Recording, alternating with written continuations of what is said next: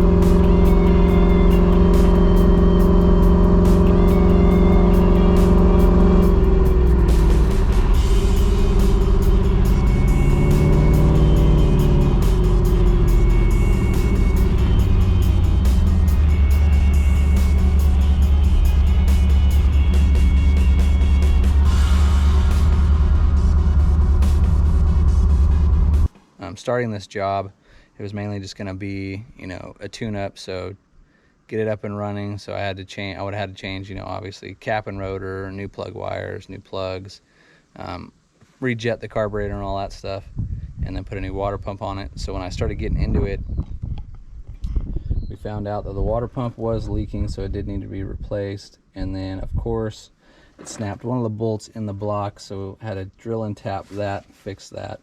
And then it had the OEM timing chain on it, and those are horrible. I think they got some plastic gears on the ends of them and they just snap. So we put a double roller in it, and then I called the customer and they were kind of already wanting to do some upgrades. So that's when we decided to go and get the new heads, because I took the OEM heads to the machine shop and it was just the cost to get them done was pretty close to the cost of some new Edelbrock heads. So we got some Edelbrock heads, the Edelbrock manifold, and then the Summit brand 4-barrel carburetor, and that really freshened, I mean, livened this motor up. It brought it to life. And then the main thing that was the delay with getting this car done was the dang transmission. So we had the transmission rebuilt, and then the torque converter bolts were stripped. So when I took it down there, he thought they'd be able to fix it, but they couldn't. So the hardest thing to do was try to find one of those. I looked, couldn't find one, went to all the parts stores, checked on like Rock Auto, I looked on O'Reilly's, I even checked on Summit for a stock style torque converter for this car, because it's so small. I mean, it's a 10-inch diameter, but the inside diameter for where it mounts to the flex plate was just, I think it was like a 9.5, so it was real small, and these are normally like a 10.5. so I did find one that would work and a flex plate. But the other thing that I was having a problem with was I needed to get a new bell housing, because these ones are super small. So I called up the guy who rebuilt the transmission, and he actually had one, so he let me have it. I went down, picked it up, and then we had to modify the bell housing, had to trim some stuff back in here, and then also trim up around the starter. And I did put a mini torque starter in it, which freed up some space instead of having that big huge OEM one, so that helped. But we did have to shave the bell housing anyways also, so we could fit the headers. So that was the main thing with this car that took so long. Also, if you notice, these motors do not sit centered in the car. They sit off to the passenger side. So everything over on this side is super tight. I mean, if you look down in there, if you can see it, the header almost touches the frame rail. This side, the reason why it's so open is obviously because of the steering, you know, rack and all that, and the linkage. So we did all that stuff, and then the master cylinder was leaking, replaced that. The rack and pinion was leaking, rebuilt that, and then I rerouted some of the stuff for the power steering, because normally it's set up and over this. So I rerouted it to here, ran the lines through here, and cleaned it all up.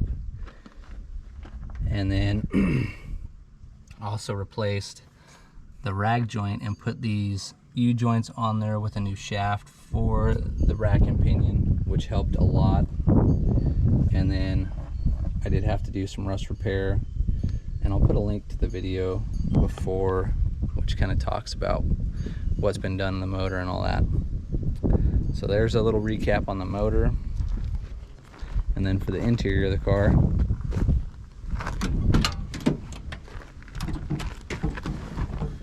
so when I got the motor done, then it was time to work on the interior and get the gauge lights all working again, the brake lights and the turn signals and the headlights, because nothing worked on this car. The brake light switch was, I think, hung up. The turn signals weren't working. The headlight switch, it kept staying on, like the marker lights were always on, so I think there was just a bad ground in the switch itself. So I got it to start working, and then I put the gauge bezel on, and everything works now. The oil light's working, the fuel gauge works, the alternator, and also the coolant temperature gauge.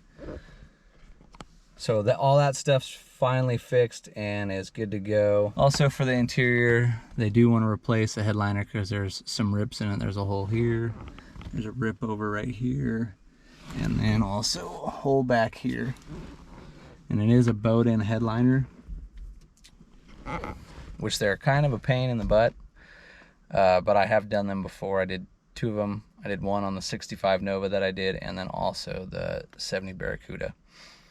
So once it comes back for body and paint, because I'm not sure if the front glass has to come out or the back glass, because sometimes they do, sometimes they don't. So I'll do that on the channel. That way, if anybody is doing a Mustang too, you can kind of see how you can do it yourself. That way you don't have to really take it to anybody and spend a lot of money and getting a headliner done. It might be easier to do it that way, but also if you feel confident enough, hopefully this will help you learn how to do a headliner in your car. Also on the door panels, there's a hole here and a hole in the back for speakers, I guess, that were in the car originally. So I don't know if they're going to replace this, and I don't know if I'm going to do it or if they're going to do it, but I know they do have all the weather strips and all the dew wipes for the car. But I told them to wait, that way we can let them drive it for a while, enjoy the car, and then come back for body work and paint, and then put all that on. That way I'm not having to take it off.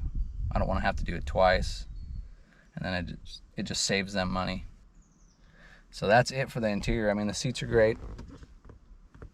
So yeah, that's really it. And then I'll take you guys out back to just go over the rear end of the car and see the new exhaust that was put on.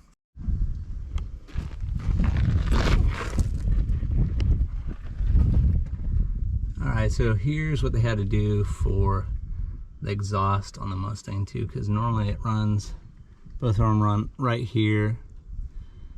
So it's 2 into 1, and they come out right here. So what the customer found online was somebody did dual exhaust, so they had it come in like normal up, you know, over the axle, and then instead of coming out in front of the tire or coming out on this side, they had to dump it right in front of the leaf spring. That way they could do the dual exhaust, because see how the tank sits off to the driver's side, and there is no room, as you can see, there is no room right here to run an exhaust pipe out right there. So then what I had to do was the same thing on this side, as you can see. Had to run it out and then go over the top of the leaf spring. And it doesn't hit or anything. It's kind of weird looking, you know, but it works. And she sounds really good. So yeah, it's just that's how they had to do it. Came out good. So it does have the 40 series. I'm pretty sure that's what they are for Flowmasters.